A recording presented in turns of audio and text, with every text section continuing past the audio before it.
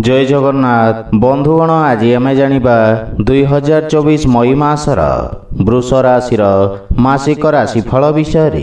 एही मासिक राशिफल ग्रहंक स्थिति और चलन को नहीं आधारित एवं ग्रहंक स्थिति और चलन आम जीवन रे बहुत प्रभाव पकई थाए, जहा फल रे आम जीवन रे केबे सुख आसी थाए तो केबे दुख आसी थाए। सेथिपई ग्रहंक स्थिति और चलन को नहीं आमे पारिवारिक जीवन, वैवाहिक जीवन, आर्थिक स्थिति, शिक्षा, व्यवसाय एवं स्वास्थ्य विषय रे संपूर्ण विश्लेषण करी कहिबो। सेथिपई वीडियो को शेष पर्यंत देखंतु और जो माने आम चैनल को नुआ करी आछंती तळे थिबा लाल रंगर सब्सक्राइब बटन को दबाई आम चैनल को सब्सक्राइब करंतु और पाखरे थिबा घंटी बटन को दबाई ऑल रे सिलेक्ट करंतु, काहेकि ना आमे अपलोड करिथिबा प्रत्येक वीडियो रो नोटिफिकेशन आपण सर्वप्रथमे पाई परिबे। बंधुगण वृष राशि व्यक्तिंक पई 2024 मई मासटी मध्यम धरणर फल प्रदान करिबा।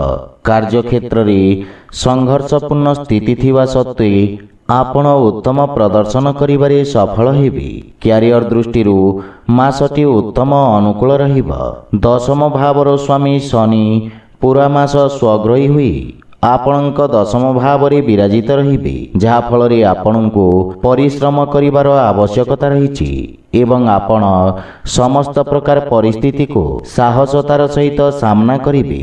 मासर द्वितीयार्ध समय रे आपणक पदोन्नति ओ वेतन वृद्धिर संभावना रहिछि तथा मासटी आपणक जीवन रे खुशी नेकी आसीबो, किंतु वरिष्ठ अधिकारी सहित निज संबंधर विषय ध्यान रखंतु। वाणिज्य व्यवसाय क्षेत्र जड़ित व्यक्तिंक पई मासर प्रारंभ उत्तम अनुकूल रहिब। आपणक महत्वाकांक्षा वृद्धि पाइब एवं निज व्यवसाय को आहुरी आगको बढ़ाइबार प्रयास करिबे। व्यवसाय क्षेत्र रे नुआ लोकन को नियुक्त करिबारे सावधान रहिबार आवश्यकता रहिछि। सेहिपरि आर्थिक स्थिति दृष्टि मासटी सामान्य रहिब।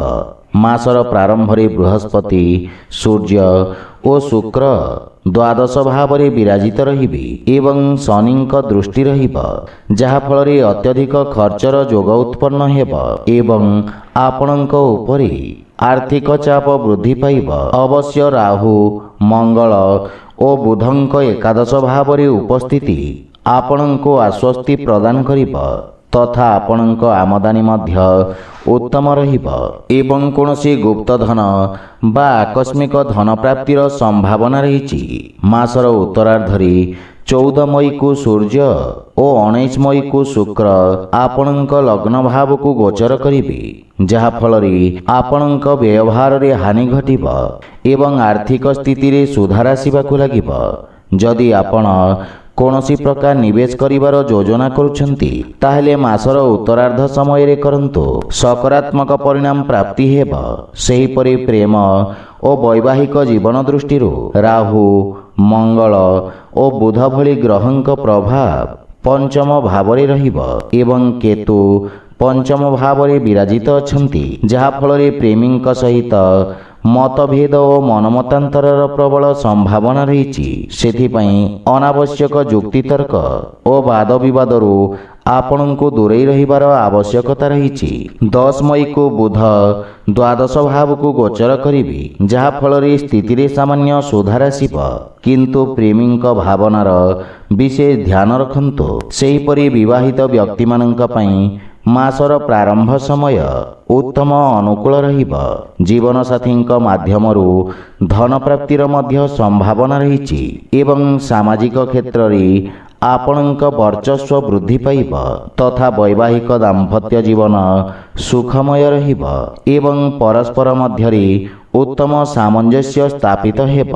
पारिवारिक जीवन दृष्टि मासटी मध्यम धरणर फल प्रदान करिब। आपण कोनोसी कार्य संबंधित विदेश यात्रा करि पारंती, जहा फल रे परिवार सदस्यंको पूर्ण समय देई परिबे नाही तथा आपण सामाजिक स्तर रे अधिक व्यस्त रहिबे। चतुर्थ भावर स्वामी सूर्य द्वादश भाव रे विराजित रहिबे, जहा फल रे पितांक सहित कोनोसी प्रकार जुक्तितर्कर संभावना रहिछि। एहा सहित ପିତାଙ୍କ କିଛି ସ୍ୱାସ୍ଥ୍ୟଗତ ସମସ୍ୟା ମଧ୍ୟ ଆପଣଙ୍କୁ ଚିନ୍ତିତ କରିବ। ସେଥିପାଇଁ ବିଶେଷ ସାବଧାନ ରୁହନ୍ତୁ। ଭାଇ ଭଉଣୀଙ୍କ ପକ୍ଷରୁ ପୂର୍ଣ୍ଣ ସହଯୋଗ ପ୍ରାପ୍ତି ହେବ। ସେହିପରି ସ୍ୱାସ୍ଥ୍ୟ ଦୃଷ୍ଟିରୁ ମାସଟି ଉଚ୍ଚ ନିଚର ସ୍ଥିତି ରହିବ। ରାଶି ସ୍ୱାମୀ ଶୁକ୍ର ଦ୍ୱାଦଶ ଭାବରେ ସୂର୍ଯ୍ୟ ଓ ବୃହସ୍ପତିଙ୍କ ସହିତ ବିରାଜିତ ରହିବେ, ଯାହାଫଳରେ ମଧୁମେହ ରୋଗୀଙ୍କୁ ବିଶେଷ ସାବଧାନ ରହିବା ଉଚିତ। ଏହା ବ୍ୟତୀତ ଖାଦ୍ୟପେୟର ମଧ୍ୟ ବିଶେଷ ଧ୍ୟାନ ରଖିବାକୁ ପଡ଼ିବ।